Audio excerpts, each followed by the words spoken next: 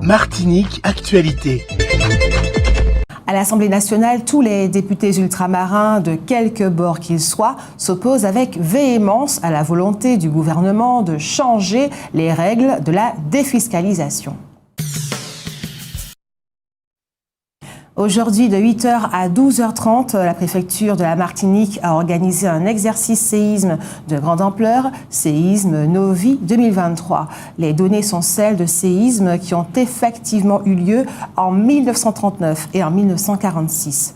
Le séisme localisé à 105 km au nord-est du Vauclin était caractérisé par une profondeur de 34 km et 7,6 de magnitude. Ce séisme engendrant des victimes, morts et blessés, et des dégâts structurels et infrastructurels plus ou moins importants. Tous les services concernés par ce genre de catastrophe ont été mobilisés, autour de 700 figurants. On notera que les Martiniquais ont été avertis sur leur téléphone, à condition toutefois d'être équipés d'un téléphone Android et d'un abonnement Orange ou SFR. Sauf erreur de notre part, aucune sirène ne s'est déclenchée à 8 heures. Les paillettes étant désormais interdites à la vente dans l'Union européenne, tous ceux qui ne pensent pas pouvoir faire de carnaval sans paillettes se sont précipités dans les magasins pour en faire un stock. Il est désormais confirmé que c'est une querelle entre l'ancien copain et le nouveau copain d'une jeune fille qui est à l'origine de l'altercation au cours de laquelle Néhémie Duranty, 23 ans, a été tué par un autre jeune homme de 20 ans. Néhémie Duranty a reçu une balle dans le dos, ce qui accrédite la thèse qu'il s'en allait lorsque son assassin, l'ancien petit copain, s'est rendu dans sa voiture pour y prendre une arme. 5 entreprises martiniquaises ont reçu le prix de l'agro-innovation décerné par le PARM, le pôle agro-ressources et de recherche de Martinique. Ces 5 entreprises ont été choisies parmi 30 concurrents.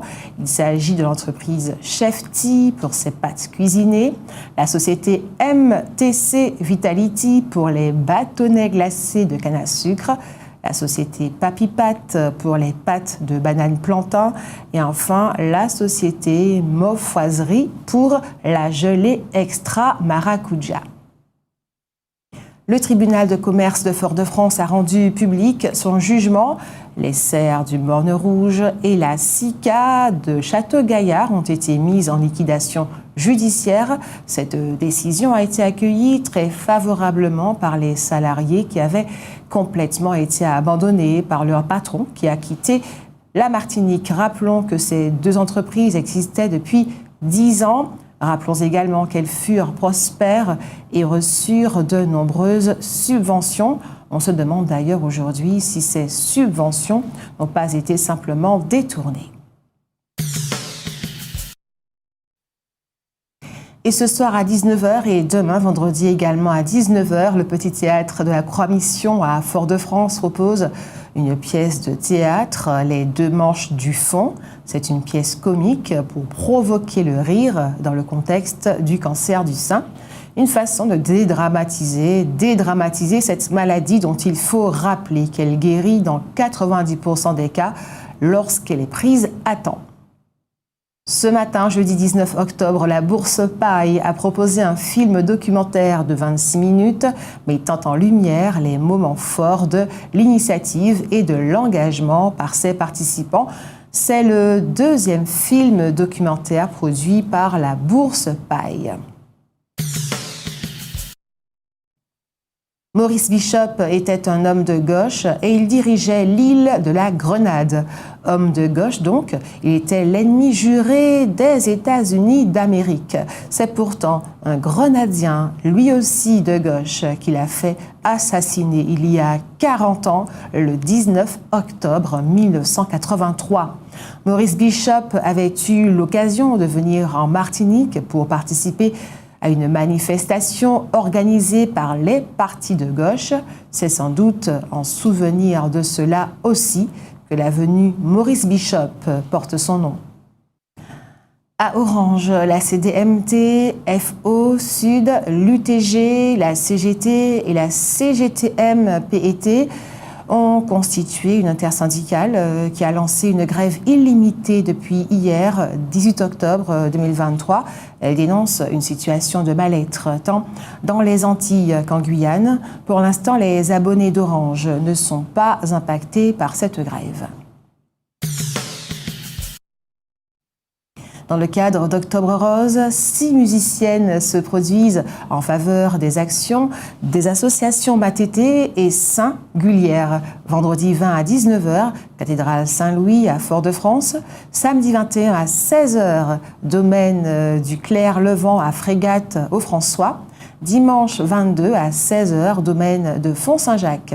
Il y aura une quête participative. Une tempête Tami semble se diriger actuellement vers la Martinique et la Guadeloupe, mais les prévisionnistes ont beaucoup de mal pour l'instant à confirmer cette information, la trajectoire de cette tempête étant très incertaine. La médiathèque du Saint-Esprit propose le spectacle Mal fini demain, vendredi 20 octobre à 19h. Éric Ildefonse en trio avec Joël Voisin et Sico Joseph Rose donne une soirée sous le signe du jazz caribéen vendredi le 20 à 20h au snack chez Fredo à Petite-Anse aux Anses d'Arlay. Tous en rose pour la 4e édition du LAGECO. La ville de Schœlcher se mobilise pour la sensibilisation au cancer du sein et à son dépistage. À cet effet, le maire Luc Clémenté invite tout un chacun à participer à la 4e édition de la manifestation LAGECO ce vendredi 20 octobre de 18h30 à 20h30 sur la place des Araouacs au Bourg. Cet événement se déroulera sur le thème du ballet et de la capoeira avec l'association Allegria. Gratuit et ouvert à toutes et à tous, le LAGECO ne nécessite aucune aptitude particulière. Et pour terminer ce journal, la mission locale du Nord a commandité un film tourné par la société Alchimiste Pod. C'est un long métrage qui s'appelle Les Mules Invisibles et qui se déroule dans le monde de la drogue. Il a été réalisé par Christophe Agélan avec uniquement des acteurs martiniquais. Il va être diffusé à Madjana ce vendredi. O-News Radio, votre web 100% musique, 100% info outre-mer, nationale et internationale.